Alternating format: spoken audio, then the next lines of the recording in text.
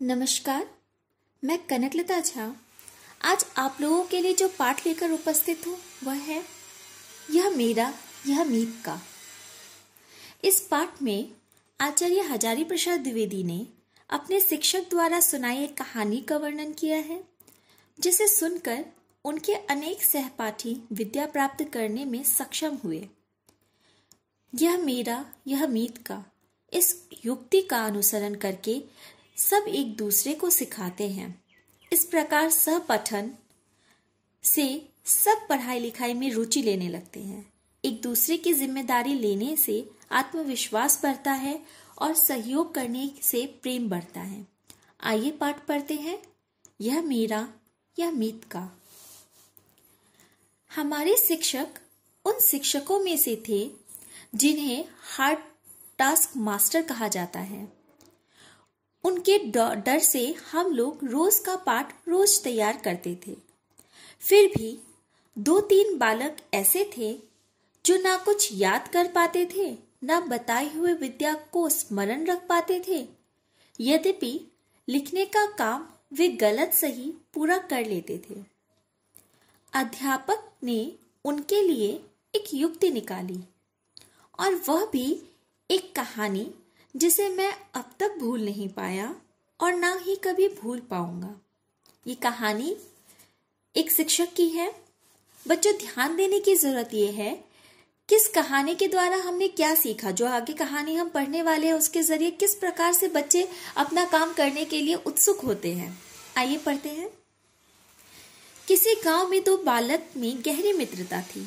दोनों एक दूसरे को मीत कहकर पुकारते थे। मीत का अर्थ होता है मित्र, दोस्त, कुछ भी कह सकते हैं आप। और एक ही गुरु के पास पढ़ने जाते थे। उन दोनों की मित्रता देखकर लोग हैरान थे। एक दरिद्र पिता का पुत्र था। ना खाने के लिए पर्याप्त अन्न था, ना पहनने के लिए कपड़े, किताब कॉपी आदि की चर्चा तो दूर की बात थी। दूसरा धनी व्यापारी का पुत्र था। उसका घर सब तरह से भरा पूरा था। 2 मित्र थे, एक धन धान्य से परिपूर्ण और दूसरा मित्र दरिद्र।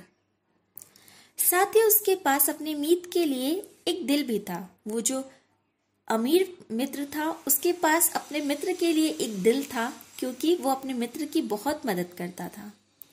इसी हृदय की प्रेरणा से एक दिन वह अपने पिता के सामने अड़ गया, यदि दरिद्रता के कारण मेरा मीत पढ़ लिख नहीं सकता तो मैं भी नहीं पढ़ूंगा। उसकी तरह मैं भी अनपढ़ और दरिद्र ही रहूंगा। इस प्रकार उसने अपने मीत के खाने पहनने और पढ़ाई लिखाई के सारे खर्चे की व्यवस्था अपने पिता से करा ली। मित्रता कुछ ऐसी ही होती है बच्चों। अगर हम सच्ची मित्रता करते हैं तो हम मित्र के दुख दर्द को अपना दुख दर्द समझने लगते हैं। यहाँ ठीक वही हो रहा था। कुछ वर्षों तक पढ़ लिख कर दूसरा बालक व्यवसाय में अपने पिता का हाथ बटाने लगा, लेकिन अपने मीत को वे सारे खर्च दिलाता रहा, जिससे वह निरंतर प्रगति करता रहा।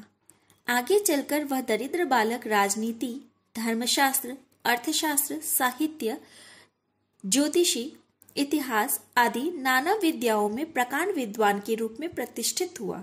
उसकी ख्याति सुनकर उस राज्य के राजा ने अपने दरबार में उसका स्वागत किया और उसकी विद्वता पर मुग्ध होकर उसे अपना मंत्री बना लिया।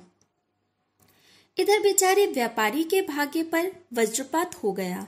अकस्मात एक रात डाकुओं ने उसकी सारी संपत्ति लूट ली और जान बचाने के लिए जब उसके परिवार के लोग घर से बाहर निकल आए, तब डाकुओं ने उसका घर भी फूंक दिया, यानी जला दिया। इस शोक में व्यापारी स्वर्ग सिधार गया। उसका पुत्र बेचारा दाने दाने को मोहताज हो गया। परिवार के भरण पोषण के लिए उसके सामने भीख मांगने के सिवा कोई रास्ता न रह गया।